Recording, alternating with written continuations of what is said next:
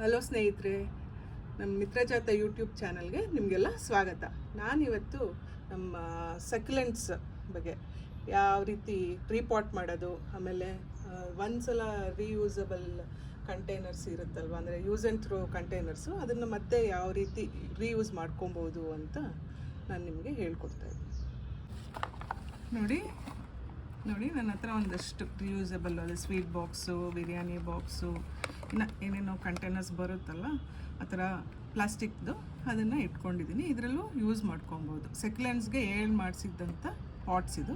ಹಾಗೆ ಅಲ್ಲಿ ನನ್ನ ತಂಗಿ ಕೊಕೊನಟ್ ಶೆಲ್ಲಿಂದ ನೀವು ನೋಡ್ತಾ ಇರ್ಬೋದು ಯಾವ ರೀತಿ ಕಲರ್ಫುಲ್ಲಾಗೆ ಎಷ್ಟು ಚೆನ್ನಾಗಿ ಮಾಡಿದ್ದಾಳೆ. ಪೇಂಟ್ ಅವಳೆ ಮಾಡಿರೋದು. ಸೊ ಅದಕ್ಕೂ ನಾನು ಇವಾಗ ಸೆಕ್ಯುಲೆಂಟ್ಸ್ ಹಾಕಿ ತೋರಿಸ್ತೀನಿ. ನೋಡಿ ಸ್ನೇಹಿತರೆ, ಇದು ವೈಟ್ ಫೇರಿ ಅಂತ. ಇದರ ಒಳಗಡೆ ಇನ್ನೂ ಸಣ್ಣದಾಗೆ ಮರಿ ಬಂದಿದೆ, ಅಂದರೆ ಇನ್ನೊಂದು ಹೊಸ ಗಿಡ ಉಟ್ಕೊತಾ ಇದೆ. ಇದರಲ್ಲಿ ಜಾಗ ಇಲ್ಲ. ಯೂಶ್ವಲಿ ಸೆಕ್ಯುಲೆಂಟ್ಸ್ ಅಂದರೆ ಏನಂದರೆ ನಮಗೆ ತುಂಬ ಚಿಕ್ಕ ಪ್ಲ್ಯಾಂಟ್ಸ್, ಅದಕ್ಕೆ ಜಾಗ ಅಂದರೆ ರೂಟ್ಸು ಡೆಪ್ತಾಗಿ ಹೋಗಲ್ಲ. ಸೊ ಸ್ಮಾಲ್ ಕಂಟೈನರ್ಸ್ ಇದ್ರೂ ನಾವು ಅದನ್ನು ಬೆಳ್ಕೊಬೋದು. ನೋಡಿ ಸ್ನೇಹಿತರೆ, ಇವಾಗ ಸಣ್ಣ ಪಾಟಲ್ಲೇ ನನಗೆ 4-5 ಗಿಡ, ಹೊಸ ಗಿಡ ಉಟ್ಕೊಂಡಿದೆ. ಇದನ್ನು ನಾನು ಇವಾಗ ಬೇರೆ ಕಂಟೈನರ್ಸ್ನಲ್ಲಿ ಹಾಕ್ಬಿಟ್ಟು ಪ್ರೊಪಗೇಟ್ ಮಾಡ್ಕೊಬೋದು. ನೋಡಿ ರೂಟ್ಸು ಇಷ್ಟೇ ಡೆಪ್ತು. ಆಮೇಲೆ ಸೆಕ್ಯುಲೆಂಟ್ಸ್ ಅಂದರೆ ನಮಗೆ ಲೀಫಲ್ಲೇ ಅದು ನೀರನ್ನ ಸ್ಟೋರ್ ಮಾಡ್ಕೊಳ್ಳುತ್ತೆ. ಸೊ ನಾವು ಡೈಲಿ ನೀರು ಹಾಕೋದು ಬೇಕಾಗಿಲ್ಲ. 10 ಡೇಸ್ಗೆ ಒಂದ್ಸಲ ಹಾಕ್ಕೊಂಡ್ರೂ ನಡೆಯುತ್ತೆ. ಆಮೇಲೆ ಇದು ಇಂಡೋರ್ ಪ್ಲ್ಯಾಂಟ್ಸ್ ಅಲ್ಲ, ಇದು ನಾವು ಔಟ್ಡೋರೇ ಇಟ್ಕೊಬೇಕು. ತುಂಬ ಬಿಸಿಲು ಬೇಡ, ಸೆಮಿ ಶೇಡಲ್ಲಿದ್ರೂ ಚೆನ್ನಾಗಿರುತ್ತೆ. ನನ್ನ ಹತ್ರ ಪಾಟಿಂಗ್ ಮಿಕ್ಸ್ ರೆಡಿ ಮಾಡಿ ಇಟ್ಕೊಂಡಿದ್ದೀನಿ. ತುಂಬ ಕೆಮ್ಮಣ್ಣೆಲ್ಲ ಬೇಡ ಇದಕ್ಕೆ ಸ್ವಲ್ಪ ಮರಳು ಸಿಕ್ಕಿದ್ರೂ ಚೆನ್ನಾಗಿರುತ್ತೆ. ನನ್ನ ಹತ್ರ ಇವತ್ತು ಮರಳಿಲ್ಲ. ಸೊ ಕೋಕೋ ಪಿಟ್ಟು ಮತ್ತು ಸ್ವಲ್ಪ ಮಾಮೂಲಿ ಡ್ರೈ ಆಗಿರೋ ಅಂಥ ಮಣ್ಣೆ ತೊಗೊಂಡಿದ್ದೀನಿ.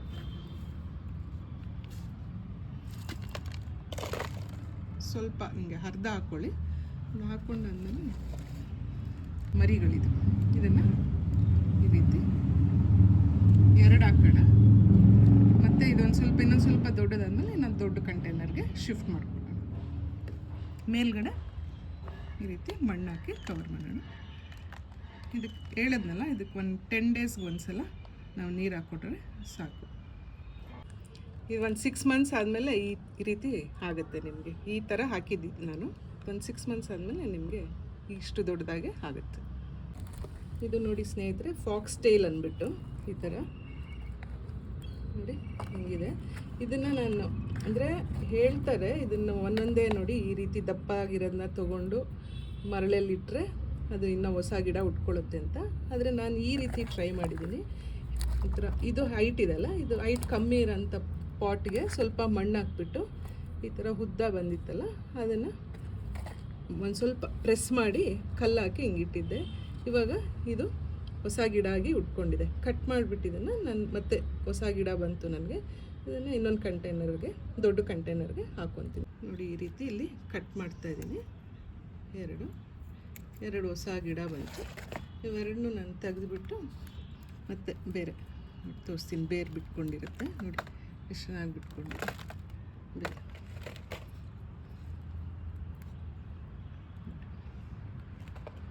ಇದೆಲ್ಲ ಕಳೆ ಎಲ್ಲ ಬೆಳ್ಕೊಂಡಿದೆ. ಇದನ್ನೆಲ್ಲ ಕ್ಲೀನ್ ಮಾಡಿ ಹೊಸ ಮಣ್ಣು ಹಾಕಿ ನೋಡಿ, ಅಷ್ಟೇ ಡೆಪ್ತ್, ಏನೂ ಇಲ್ಲ ಡೆಪ್ತ್ ಇದು. ಸೊ ಇದು ಕೆಳಗಡೆ ಜಲ್ಲಿ ಹಾಕ್ಕೊಂಡು ಮತ್ತೆ ಹೊಸ ಮಣ್ಣು ಹಾಕಿ ಈ ಫಾಕ್ಸ್ ಟೈಲ್ನೇ ಹಾಕ್ತೀನಿ ಇದಕ್ಕೆ. ಇದು ಇನ್ನೊಂದು ಸಕ್ಯುಲೆಂಟು. ಇದನ್ನು ಈ ರೀತಿ ಸ್ವಲ್ಪ ನಮಗೆ ಈ ಎಡ್ಜಲ್ಲಿ ಅದಕ್ಕೆ ಮಣ್ಣು ನೀರಾದರೆ ಸಾಕು. ನೋಡಿ ಎಷ್ಟು ತಿಕ್ಕಾಗಿದೆ ಅಲ್ಲ, ಇದರಲ್ಲೇ ನೀರಿನ ಅಂಶ ಇರುತ್ತೆ. ಅದಕ್ಕೋಸ್ಕರ ನಾವು ಡೈಲಿ ನೀರು ಹಾಕೋದು ಬೇಡ ಸಕ್ಯುಲೆಂಟ್ಸ್ಗೆ. ನೋಡಿ ಇಷ್ಟೇ. ನೋಡಿ ಇದು ನಾನು ಆವಾಗಲೇ ತೋರಿಸಿದ್ನಲ್ಲ, ಪ್ರೊಪಗೇಟ್ ಮಾಡ್ಕೊಳ್ಳೋಕ್ಕೆ ಕೊಕೊನಟ್ ಶೆಲ್ಲೆಲ್ಲಿ ಹಾಕಿ. ಇದು ಎಷ್ಟು ದೊಡ್ಡದಾಗಿ ಬ್ರೈಟಾಗಿ ಬಂದಿದೆ. ಸನ್ನಲ್ಲಿ ಇಟ್ಟಿರೋದ್ರಿಂದ, ಸೂರ್ಯನದ ಬೆಳಕು ಜಾಸ್ತಿ ಇರೋದ್ರಿಂದ ಈ ಥರ ರೆಡ್ಡಿಶ್ ಕಲರ್ ಇದೆ. ಈ ಕಡೆ ಸೂರ್ಯನ ಬೆಳಕು ಕಮ್ಮಿ ಬೀಳ್ತಾ ಇತ್ತು ನಾನು ಇಟ್ಟಿದ್ದ ಕಡೆ, ಅದಕ್ಕೆ ಈ ಥರ ಗ್ರೀನಲ್ಲಿದೆ. ಈ ಡಾಂಕೀಸ್ ಇಯರ್ದು ಹೊಸ ಗಿಡಗಳು ಯಾವ ರೀತಿ ಉಟ್ಕೊಳ್ಳುತ್ತೆ ಅಂತ ಅಂದರೆ, ಈ ಎಡ್ಜಸ್ಸಲ್ಲಿ ಇದೆಯಲ್ಲ, ಇಲ್ಲಿ ನನಗೆ ಹೊಸ ಗಿಡಗಳು ಬರುತ್ತೆ. ನೋಡಿ ಇಲ್ಲಿ ಕಾಣಿಸ್ತಾ ಇದೆಯಲ್ಲ, ಈ ರೀತಿ ಇಲ್ಲಿರೋದೆಲ್ಲ ಉದುರೋಗಿದೆ ಮಳೆ ಜಾಸ್ತಿ ಆಗಿರೋದ್ರಿಂದ. ನೋಡಿ ಇಷ್ಟು ಸಣ್ಣದಾಗಿ ಬಂದು ಈ ರೀತಿ ಆಗುತ್ತೆ. ಇದನ್ನು ನಾವು ಕಟ್ ಮಾಡಿ, ಇಲ್ಲೇ ರೂಟ್ಸ್ ಇರುತ್ತೆ ನೋಡಿ, ಕಾಣಿಸುತ್ತಾ ನಿಮಗೆ ರೂಟು? ಇದನ್ನೇ ಕಟ್ ಮಾಡಿ ಹೊಸ ಗಿಡ ಹಾಕ್ಕೊಬೋದು ನೋಡಿ. ಎಷ್ಟು ಚೆನ್ನಾಗಿದೆ ನೋಡಿ. ಇದು ಬೇಬೀಸ್ ಡಾಂಕಿ ಇಯರ್. ಈ ರೀತಿ ನಾವು ಕೈಯಲ್ಲೇ ಕಟ್ ಮಾಡ್ಕೊಬೋದು ನೋಡಿ. ಬಂತಾ ನೋಡಿ? ಇದು ಸಣ್ಣ ಕಂಟೈನರ್ ಕಾಣಿಸ್ತಾ ಇದೆ, ಡೆಪ್ತ್ ಏನಿಲ್ಲ ಜಾಸ್ತಿ. ಅದರಲ್ಲಿ ಹಾಕಿದ್ದೆ ನೋಡಿ ಯಾವ ರೀತಿ ಸಣ್ಣದಾಗಿ ಬಂದಿದೆ. ಆ ಸಣ್ಣ ಗಿಡದಲ್ಲೂ ಇನ್ನೊಂದು ಸಣ್ಣ ಮರಿ ಹುಟ್ಟಿದೆ. ಅದ್ರ ಜೊತೆ ನಾನು ಜೇಡು ಹಾಕಿದ್ದೀನಿ. ಇಲ್ಲಿ ಜೇಡು ಕಾಣಿಸ್ತಾ ಇದೆಯಾ ನೋಡಿ ಸ್ನೇಹಿತರೆ? ಇವಾಗ ಡಾಂಕೀಸ್ ಇಯರ್ ನಾನು ತೊಗೊಂಡ್ನಲ್ಲ, ಅದನ್ನು ಈ ಹೊಸ ಪಾಟ್ಗೆ ಮಣ್ಣೆಲ್ಲ ರೀಪಾಟ್ ಮಾಡೋಕ್ಕೆ ಅಂತ ಹೊಸ ಮಣ್ಣು ಹಾಕ್ಕೊಂಡಿದ್ದೀನಿ. ಅದನ್ನು ಹಾಕ್ತಾಯಿದ್ದೀನಿ. ನಾನು 6 months ಆದಮೇಲೆ ಆ ರೀತಿ ದೊಡ್ಡದಾಗಿ ಬರುತ್ತೆ ನೋಡಿ. ನಂದಿದು ಇನ್ನೊಂದು ಸಕ್ಯುಲೆಂಟ್ಸು. ಇದಕ್ಕೆ ಜಾಗ ಸಾಕಾಗ್ತಾಯಿಲ್ಲ, ನಿಮ್ಗೆ ಕಾಣಿಸ್ಬೋದಲ್ಲ ರೂಟ್ಸ್ ಎಲ್ಲ ಯಾವ ರೀತಿ ಮೇಲೆ ನೋಡಿ ಬಂದುಬಿಟ್ಟಿದೆ. ಇದಕ್ಕೆ ಇದನ್ನು ತೆಗೆದುಬಿಟ್ಟು ಮತ್ತೆ ಬೇರೆ ಮಣ್ಣನ್ನು ಹಾಕ್ತೀನಿ. ಇದರಲ್ಲೇ ಇನ್ನು ಪಕ್ಕ ಬೇರೆ ಗಿಡಗಳು ಉಟ್ಕೊಂಡಿದೆ, ಕಾಣಿಸುತ್ತಾ ನಿಮಗೆ? ಇದನ್ನು ಕಟ್ ಮಾಡಿಬಿಟ್ಟು ಇನ್ನು ಹೊಸ ಪಾಟ್ಗೆ ಹಾಕ್ಬೋದು.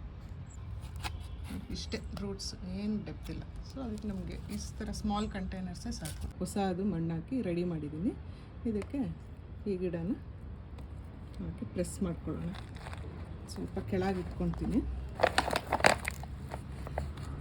ನಾನು ಯಾಕೆ ಸ್ಮಾಲ್ ಕಂಟೈನರ್ಸ್ ಯೂಸ್ ಮಾಡ್ತೀನಿ ಅಂದರೆ, ಇದು ನನಗೆ ಯಾರಿಗಾದ್ರೂ ಗಿಫ್ಟ್ ಕೊಡೋಕ್ಕೆ, ಅಂದರೆ ನಾವು ಆ್ಯಂಡಿಯಾಗೂ ಇರುತ್ತೆ, ಇಂಟ್ರೆಸ್ಟಾಗಿ ಬೆಳೆಸ್ತಾರೆ. ಆಮೇಲೆ ನಾವು ಒಂದು ಏನಂದರೆ ಎನ್ವೈರ್ನ್ಮೆಂಟ್ಗೆ, ಅಂದರೆ ಪರಿಸರಕ್ಕೆ ಒಂದೇ ಯೂಸ್ಗೆ ಬಿಸಾಕ್ತೀವಲ್ವ, ಹಾನಿ ಆಗೋಲ್ಲ. ಸ್ವಲ್ಪ ದಿವಸ ಆದರೂ ನಾವು ಈ ಕಂಟೈನರ್ಸ್ನ ಚೆನ್ನಾಗಿ ಈ ಥರ ಗಿಡಗಳು ಬೆಳೆಸ್ಕೊಳ್ಳೋದ್ರಿಂದ ನಮ್ಮ ಮನಸ್ಸಿಗೆ ಖುಷಿ ಕೊಡುತ್ತೆ, ಆನಂದ ಆಗುತ್ತೆ ನೋಡಿ. ಈ ಸೆಕ್ಯುಲೆಂಟ್ ಅದೇ ಲಾಂಗ್ ಜೇಡ್ ಅಂತಾರಲ್ವ, ಇದು ಚೆನ್ನಾಗೇ ಇದೆ. ಸೊ ನಾನು ಫುಲ್ಲು ರೀಪಾಟ್ ಮಾಡಲ್ಲ, ಬಟ್ ಇದಕ್ಕೆ ಹೊಸ ಮಣ್ಣು ಬೇಕು.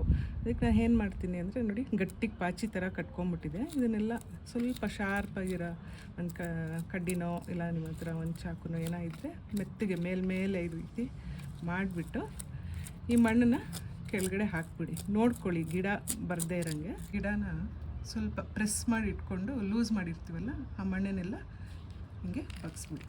ಅವಾಗ ನಮಗೆ ರೂಟ್ ಸಮೇತ ಗಿಡ ಬರಲ್ಲ, ಇಲ್ಲೇ ಇದೆ. ಇವಾಗ ನಾವು ಹೊಸ ಮಣ್ಣನ್ನು ಇದಕ್ಕೆ ಹಾಕ್ಕೊಳ್ಳೋಣ. ಸೊ ಇನ್ನು ಒಂದು 6 months ಚೆನ್ನಾಗಿರುತ್ತೆ, ನಾವು ಏನು ಮಾಡೋದು ಬೇಕಾಗಿಲ್ಲ. ಆವಾಗವಾಗ ಮಣ್ಣನ್ನು ಲೂಸನಿಂಗ್ ಮಾಡ್ಕೊತಾ ಇರಬೇಕು. ಪ್ಲ್ಯಾಂಟ್ಸ್ ಅಂದ್ರೇ ನಾವು ಅದು ಮಕ್ಕಳ ಥರ ನೋಡ್ಕೊಬೇಕು. ಹೊಸ ಮಣ್ಣನ್ನು ಹಾಕ್ಕೊಳ್ಳೋಣ. ಸಕ್ಯುಲೆಂಟ್ಸ್ಗೆ ಡೈಲಿ ನೀರು ಹಾಕಿಲ್ಲ ಅಂದರೂ, ಬಟ್ ಬೇರೆ ರೀತಿ ನಾವು ಇದಕ್ಕೆ ಟೇಕ್ ಕೇರ್ ಯಾವ ರೀತಿ ಅಂದರೆ, ಬೇರೆ ಕಳೆ ಬಾರದೇ ಇರೋಂಗೆ, ಆಮೇಲೆ ಸಣ್ಣ ಇನ್ಸೆಕ್ಟ್ಸ್ ಬಂದುಬಿಡುತ್ತೆ, ಅದನ್ನು ಎಲ್ಲ ನಾವು ಡೈಲಿ ಅದನ್ನು ನೋಡ್ಕೊತಾ ಇರಬೇಕು. ನೀರು ಮಾತ್ರ ಕಮ್ಮಿ ಹಾಕ್ಕೊಳ್ಳಿ ನೋಡಿ. ನಂದು ಈ ಪಾಟಲ್ಲೂ ಚೆನ್ನಾಗಿದೆ ಈ ಗಿಡ. ಸೊ ನಾನೇನು ಫುಲ್ಲು ತೆಗ್ದು ರೀಪಾಟ್ ಮಾಡಲ್ಲ.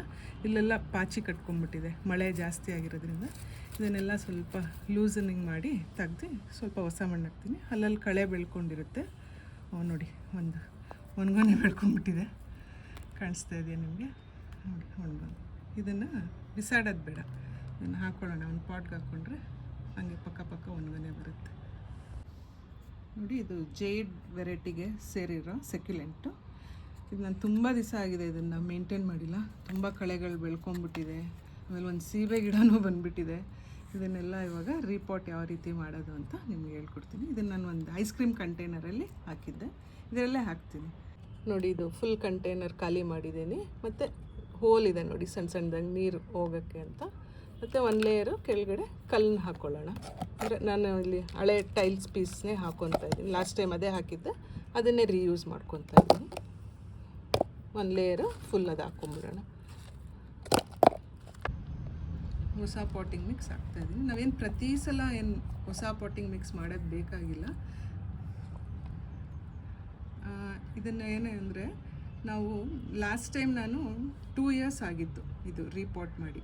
ಹೆಂಗೆ ಅಂದರೆ, ಮೇಲಿಂದ ಮಾತ್ರ ಮಣ್ಣಿಂದು ತೆಗೆದುಬಿಟ್ಟು ಮೇಲೆ ಹೊಸ ಮಣ್ಣು ಹಾಕ್ಕೊತಾ ಇದ್ದೆ. ಫುಲ್ ಈ ಥರ ನಾನು ಇವಾಗ ತೋರಿಸಿದ್ನಲ್ಲ, ಆ ರೀತಿ ನಾನು ಯಾವತ್ತೂ ರೀಪಾಟ್ ಮಾಡಿರಲಿಲ್ಲ.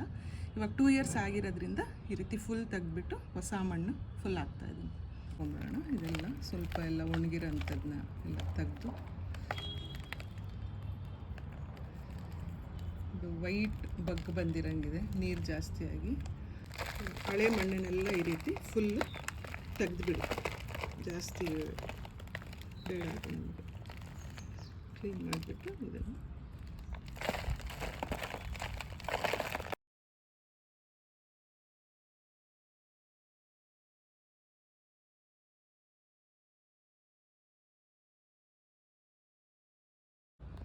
ನಿಮ್ಮ ಹತ್ರ ಏನಾದರೂ ಸ್ಮಾಲ್ ಜೆಲ್ಲಿ ಕಲಿಸಿದ್ರೆ ಅದನ್ನು ನೀವು ಡೆಕೋರೇಟ್ ಮಾಡೋಕ್ಕೆ ಇಲ್ಲಿ ಹಾಕೊಬೋದು.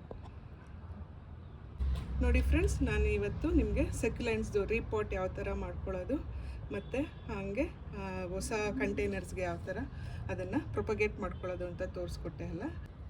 ನಾನು ಈ ಸಕ್ಯುಲೆಂಟ್ಸ್ಗೋಸ್ಕರ ಏನು ಹೊಸ ಕಂಟೈನರ್ಸ್ ತೊಗೊಂಡಿಲ್ಲ, ಯಾವುದು ಮನೆಯಲ್ಲೇ ಇತ್ತು ಅಂದರೆ ರಿಯೂಸಬಲ್ ಕಂಟೈನರ್ಸು ಅದನ್ನೇ ಯೂಸ್ ಮಾಡಿದ್ದೀನಿ.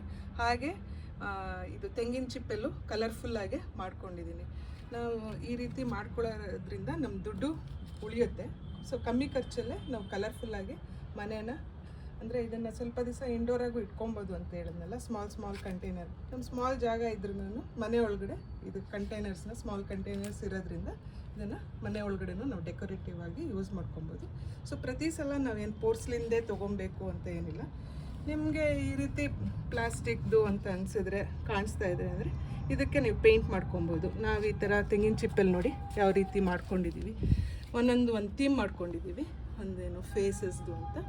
ನಿಮಗೆ ಇನ್ಯಾವುದಾದ್ರೂ ನಿಮ್ಗೆ ಇಷ್ಟ ಆಗಿರೋ ರೀತಿಲಿ ನೀವೊಂದು ಥೀಮ್ ಮಾಡಿಕೊಂಡು ನಿಮ್ಮ ಮನೇಲೆ DIY ಮಾಡ್ಕೊಬೋದು. ಇವಾಗೆ ತಕ್ಷಣ ನೀರು ಹಾಕೋದು ಬೇಡ ಈ ಸಕ್ಯುಲೆಂಟ್ಸ್ಗಳಿಗೆ. ಅಟ್ಲೀಸ್ಟ್ ಒಂದು ಹಾಫ್ ಡೇ ಆದಮೇಲೆ ಹಾಕಿ, ಯಾಕೆಂದರೆ ಇವಾಗ ಮಳೆಗಾಲ ಆಗಿರೋದ್ರಿಂದ ಮಣ್ಣಿನೆಲ್ಲ ನೀರಿನಂಶ ಇದೆ. ಸೊ ನೀವು ಇವತ್ತು ಬೇಕಾದರೆ ಒನ್ ಡೇ ಬಿಟ್ಟರು ನಡೆಯುತ್ತೆ, ನಾಳೆ ಹಾಕೊಬೋದು. ನಿಮಗೇನ ಸಾಯಂಕಾಲ ಅಷ್ಟೊತ್ತಿಗೆ ಸ್ವಲ್ಪ ಒಣಗ್ದಂಗೆ ಅನಿಸಿದ್ರೆ ನೀರನ್ನ ಸುಮ್ಮನೆ ಸ್ಪ್ರೇ ಮಾಡ್ಕೊಳ್ಳಿ, ಜಾಸ್ತಿ ಹಾಕಕ್ಕೆ ಹೋಗಬೇಡಿ. ಆಮೇಲೆ ಒಂದೆರಡು ದಿವಸ ಇವಾಗ ಹೊಸದಾಗೆ ರೀಪಾಟ್ ಮಾಡಿರೋ ಅಂಥದ್ದನ್ನ ಶೇಡಲ್ಲಿ ಇಡಿ, ಡೈರೆಕ್ಟ್ ಸನ್ಲೈಟಲ್ಲಿ ಇಡಬೇಡಿ. ನೋಡಿ ಈ ರೀತಿ ಕಡಿಮೆ ಖರ್ಚಲ್ಲೇ ಯಾವ ರೀತಿ ಗಾರ್ಡನಿಂಗ್ ಮಾಡ್ಕೊಬೋದು ಅಂತ ನಾನು ಇವತ್ತು ನಿಮಗೆಲ್ಲ ಹೇಳ್ಕೊಟ್ಟೆ ಅಲ್ಲ. ನಿಮಗೇನಾದರೂ ಈ ವಿಡಿಯೋ ಇಷ್ಟ ಆಗಿದ್ದಲ್ಲಿ ಕಮೆಂಟ್ ಸೆಕ್ಷನಲ್ಲಿ ನೀವು ನಿಮ್ಮ ಅಭಿಪ್ರಾಯನ ಹೇಳ್ಬೋದು.